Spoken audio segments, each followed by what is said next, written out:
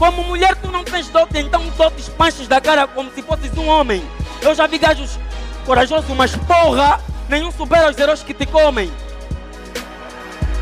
E eles são grandes apreciadores de sushi por conseguirem comer esse mambo cru. Mesmo o Inamoto só inventou o slogan extremamente duro depois de ver o teu corpo nu. Você quem? Estás aqui a me criticar porque eu bebo? Abriste um bar por quê? Passas a vida a me aconselhar no WhatsApp. Se eu seguir a merda dos teus conselhos, como é que a porcaria do teu negócio vai render? Você é minha nengue.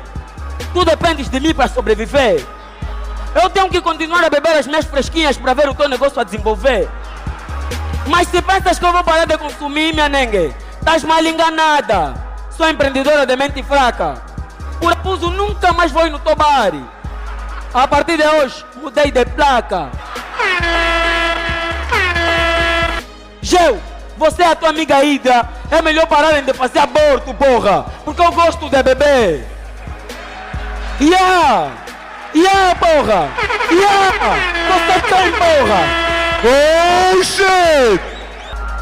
Mas quem pensou na segunda volta dessa batalha, sinceramente, só merece levar benda. Como é que vocês colocam uma aluna universitária a romper com esse jovem que só parou na 10ª? Esquadra do Kazenga.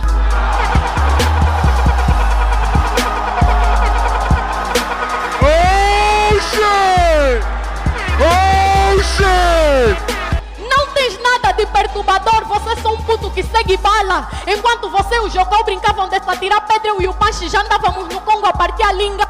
Aquilo era destruçar, quinchaça, meter todo o povo a correr. Nós a se pilhar como não estragou nada, é louco, é bebê, exate.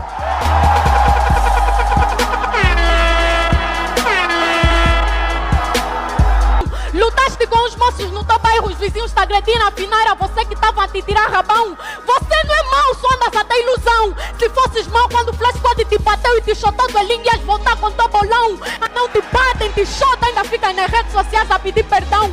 Se ninguém está sendo atormenta ninguém, Benilão, você não me dá medo. Eu tenho coragem de parar o preto show, lhe dar um culo e depois lhe gritar, sou bem fã do C4 pedo.